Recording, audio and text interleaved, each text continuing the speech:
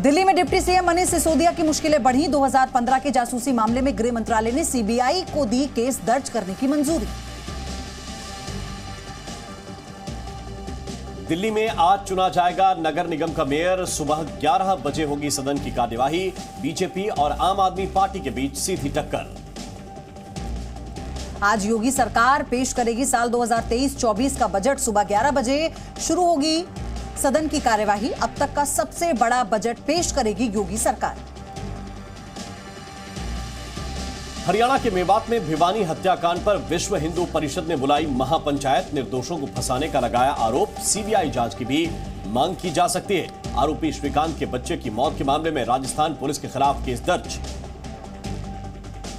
UP में काबा fame singer Neha Singh Rathore को Uttar Pradesh police ने भेजा नोटिस। कानपुर देहात अग्निकांड पर नफरत फैलाने का आरोप।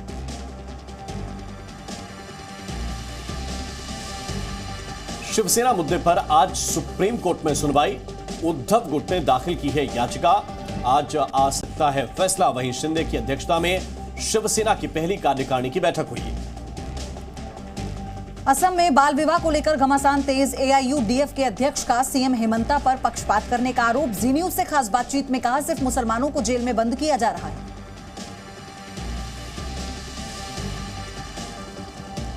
बागेश्वर के धीरेन्द्र शास्त्री के छोटे भाई के हाथ में कट्टा। शादी के मंडप में किया हंगामा। धीरेन्द्र कृष्ण शास्त्री ने कहा, हर बात को मुझसे ना जोड़ा जाए, जो करेगा वो भरेगा। पाकिस्तान सरकार के खिलाफ पूर्व प्रधानमंत्री इमरान खान का आज से जेल भरो आंदोलन। लाहौर से शुरू किया जाएगा आंदोलन।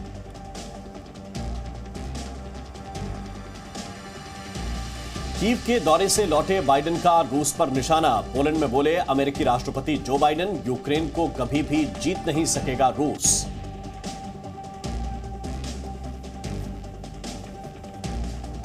क्या खबर है में सबसे बड़ी खबर इस वक्त की बिहार के सीतामढ़ी से है, जहां एक युवक की संदिग्ध अवस्था में मौत के बाद शनिवार को ग्रामीणों ने सड़क जाम कर दी, जिसके बाद पुलिस टीम जाम हटवाने के लिए गई थी। पुलिस की गाड़ी गांव में पहुंचते ही भीड़ ने लाठी डंडे और ईंट पत्थर बरसाने शुरू कर दिए। पुलिस पर हमले का ये वीडियो अब सामने आया है। इसमें साफ दिख रहा है कि ड्राइवर कभी गाड़ी बैक कर रहा है तो कभी आगे ले जा रहा है। भीड़ भी गाड़ी के साथ साथ दौड़ती और हमला करती दिख रही है, जिसमें साफ दिख रहा है कि सीतामढ़ी में ग्रामीणों ने पुलिस की टीम को दौड़ा दौड़ा कर पीटा है। युवक की मौत के बाद लोगों का आक्रोश किस तरह से फूटा, ये तस्वीरें बता रही हैं, ये वीडियो बता रहा है। पुलिस को निकलने तक की जगह नहीं मिली। देखिए पुलिस की गाड़ी जिसके शीशे तोड़ दिए गए, इतना तेज पथराव हो रहा था और पुलिस टीम को वहां से भागना पड़ गया। ये बताया जा रहा है कि इस हमले में 3 पुलिसकर्मी जख्मी हुए हैं। पुलिस ने 10 महिलाओं समेत इस मामले में 25 लोगों को गिरफ्तार किया है। 25 लोगों की गिरफ्तारी हुई है, जिसमें 10 महिलाएं हैं। लेकिन ये गिरफ्तारी क्यों हुई, उससे जुड़ा हुआ ये वीडियो इस वक्त आपके सामने। दरअसल गुस्साए लोग जो प्रदर्शन कर रहे थे, उसी भीड़ को हटवाने के लिए पुलिस टीम पहुंची थी, क्योंकि बहुत ज्यादा जाम लग गया था और इतना ज्यादा आक्रोश था कि पुलिस टीम पर ही हमला कर दिया गया। लाठी डंडे पत्थर सबसे हमला हुआ पुलिस टीम का।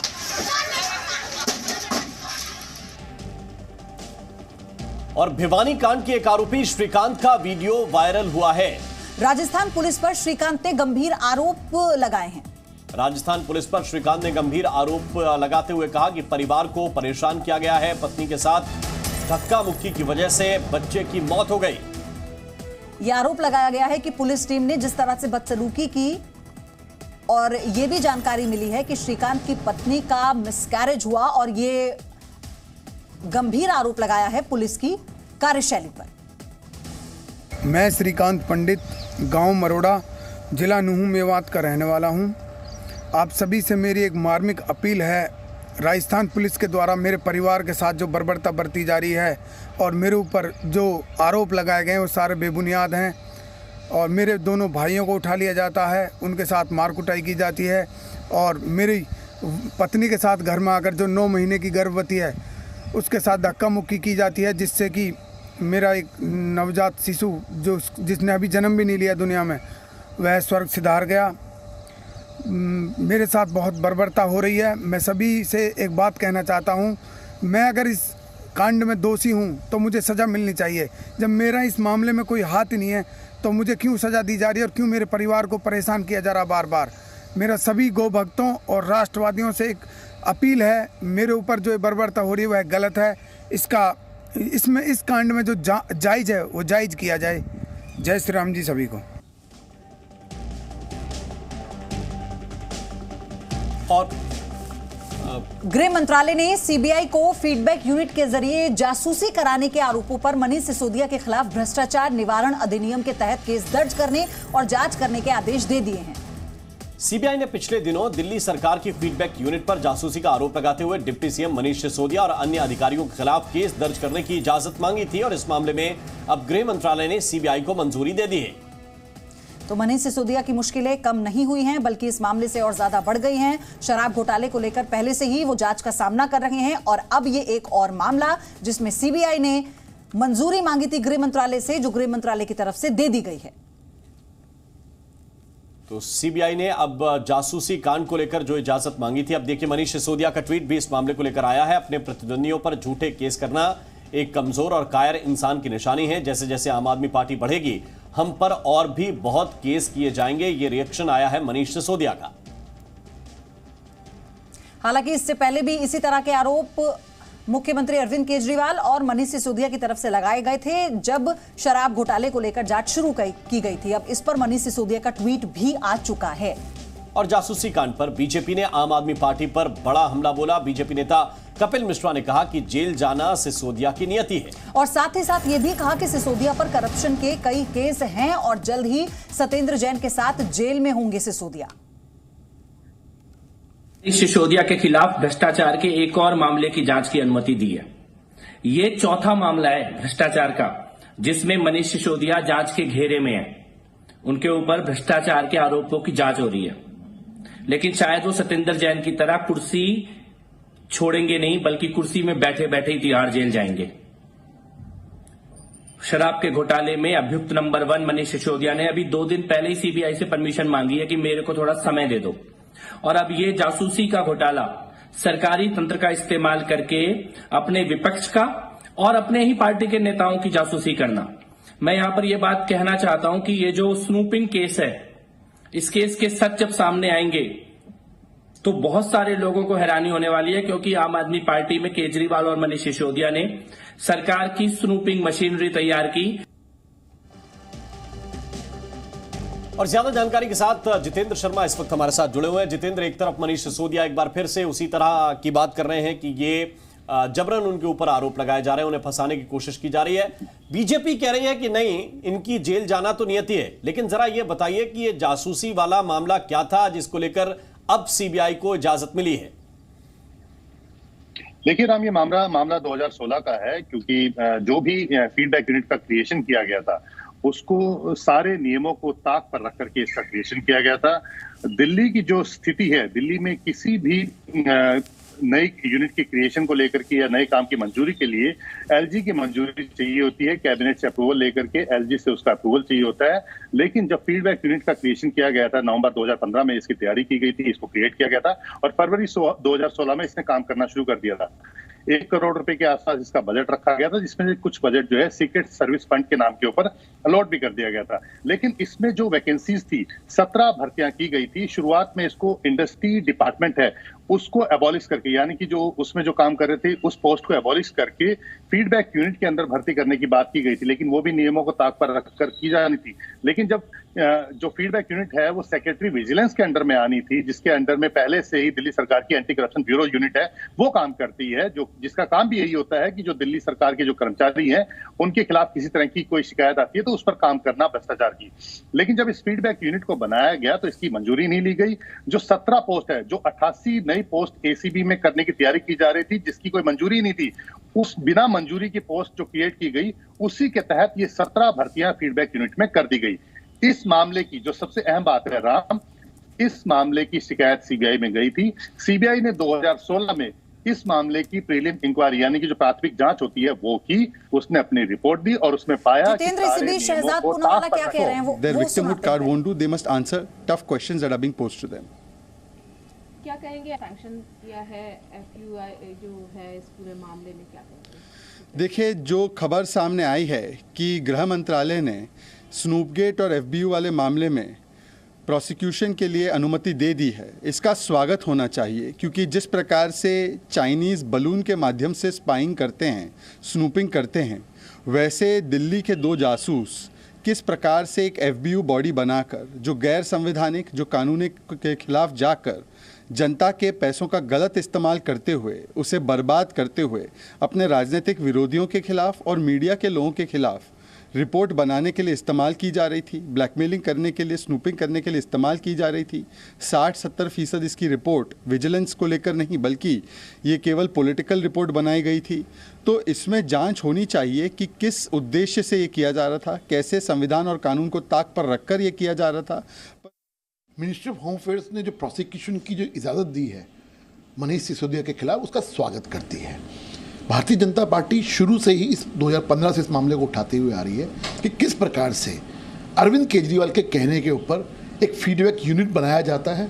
उस फीडबैक यूनिट से जो हमारा आरोप भी है और जो चीज़ें सामने आ रही हैं, तकरीबन 700 लोगों की, जिसमें पॉलिटिशियंस हैं, जिसमें जजेस हैं, जिसमें मीडिया हाउसेस हैं, जिसमें दिल्ली सरकार के अफसर हैं, उनकी जासूसी करवाई गई और इल्लीगल तरीके से एक सीक्रेट फंड बनाया गया, जिसके अंदर इल्लीगल तरीके से पैसे को ट्रांसफ़र किया गया, फंड ट्रांसफ़र किए गए।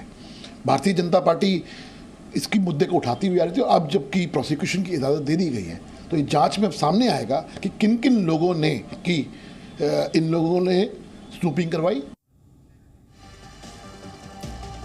तो बीजेपी के नेता हरीश खुराना को इस वक्त आप सुन रहे थे। इस मामले को लेकर आम आदमी पार्टी के नेता दुर्गेश पाठक ने क्या कहा है, वो भी आपको सुनना चाहिए। हमारे साथ आम आदमी पार्टी के विधायक और वरिष्ठ नेता दुर्गेश पाठक जी हैं। दुर्गेश जी, क्या कहेंगे इस पूरे मामले को लेकर? देखिए, पूरी तरह से झूठा और फर्जी मामला है।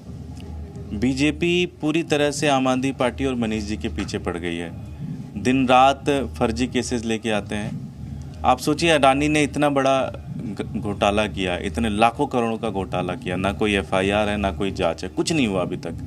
आम आदमी पार्टी के पीछे पड़े हुए हैं। कारण, क्योंकि मोदी जी को अब केजरीवाल जी से डर लगता है, वो डरने लगे हैं। आम आदमी पार्टी जिस तरह से पूरे देश में बढ़ रही है, जिस तरह से उम्मीदों की पार्टी बनती चली जा रही है आम आदमी पार्टी, उससे बीजेपी को डर लगने लग गया है। अपने प्रतिद्वंदियों के ऊपर इस तरह से फर्जी मुकदमे कराना, ये हारे और कायर लोगों की निशानी होती है।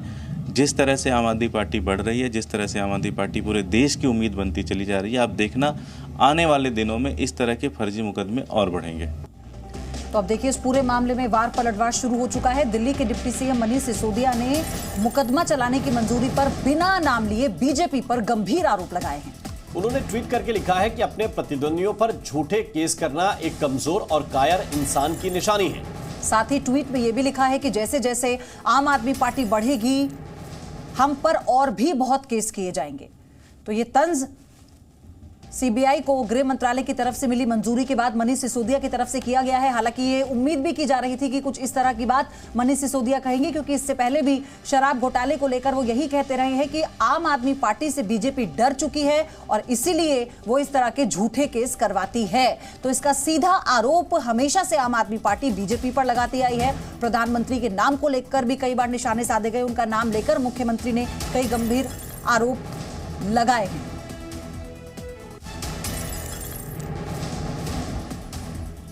मनीष सिसोदिया का ये ट्वीट आया और मनीष सिसोदिया के इस ट्वीट के बाद स्वाभाविक तौर पर इस पर राजनीति भी गरमाएगी, क्योंकि मनीष सिसोदिया ये कह रहे हैं कि अपने प्रतिद्वंदियों पर केस करना झूठे और कायर इंसान की, कमजोर इंसान की निशानी है और ये कहीं ना कहीं राजनीति को गर्म करने वाला बयान है। लेकिन इस मामले को लेकर बीजेपी का कहना है कि इसमें गंभीर आरोप मनीष सिसोदिया के ऊपर हैं और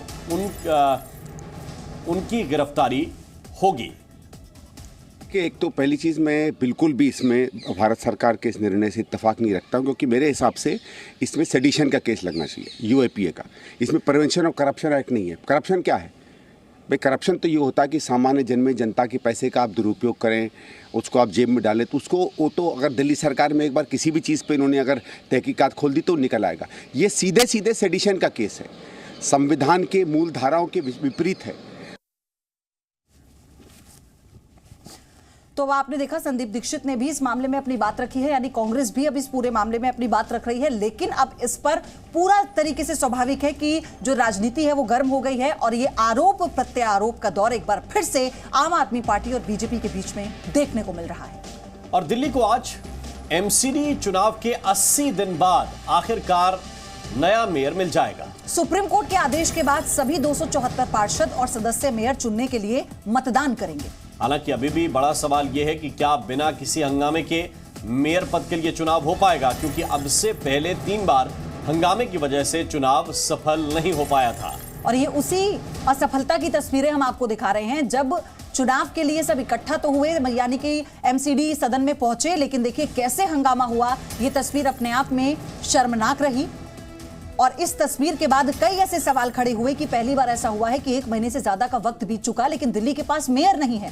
और अब क्या ऐसे में आज यानी चौथी बार जब इस प्रक्रिया को सदन में शुरू किया जाएगा, तो क्या बिना किसी हंगामे के आज दिल्ली को अपना मेयर मिल जाएगा? एमसीडी चुनावों की जीत के बाद अब तक सिर्फ मेयर के चुनाव पर ही बात अटकी हुई है। सुप्रीम कोर्ट के निर्देश के बाद आज एमसीडी मेयर चुनाव के लिए सदन की कार्रवाई बुलाई जाएगी और माना जा रहा है कि आज दिल्ली नगर निगम का मेयर चुन लिया जाएगा। आंकड़ों की बात करें तो एमसीडी में वार्डों की संख्या 250 है और बहुमत का आंकड़ा 138 है। आम आदमी पार्टी के पार्षदों की संख्या 134 है, जिसमें मनोनीत विधायकों की संख्या 13 और मनोनीत सांसदों की संख्या 3 है, यानी कुल आंकड़ा जो बहुमत से 12 ज्यादा है। वहीं बीजेपी का आंकड़ा 105 है, जिसमें मनोनीत विधायक 1 और मनोनीत सांसदों की संख्या 7 है, यानी कुल का आंकड़ा 113 है, जो कि बहुमत से 25 कम है। हालांकि कांग्रेस ने वोटिंग से दूरी बनाने का फैसला किया है। हाल ही में सुप्रीम कोर्ट महापौर, उप महापौर और नगर निकाय की स्थानीय समिति के सदस्यों के चुनाव की तारीख तय करने के लिए 24 घंटे के भीतर नोटिस जारी करने का आदेश दिया था। शीघ्र अदालत ने यह भी कहा कि उपराज्यपाल द्वारा एमसीडी में नामित सदस्य महापौर चुनने के लिए मतदान नहीं कर सकते हैं। हमारे सहयोगी बलराम पांडे हमारे साथ जुड़ चुके हैं। बलराम, इससे पहले 3 बार ऐसी प्रक्रिया शुरू होनी थी, इसी तरह से पूरा समय तैयार मुकर्रर किया गया था। क्या लगता है चौथी बार आज क्या होगा, मिलेगा मेयर दिल्ली को? देखिए, जिस तरीके से आम आदमी पार्टी की जो मेयर प्रत्याशी हैं डॉक्टर शैली ओबराय, उन्होंने सुप्रीम कोर्ट जा करके ये याचिका दायर की थी कि मेयर का चुनाव जल्द से जल्द संपन्न कराया जाए और जो मनोनीत पार्षद हैं उनको वोटिंग का अधिकार न दिया जाए।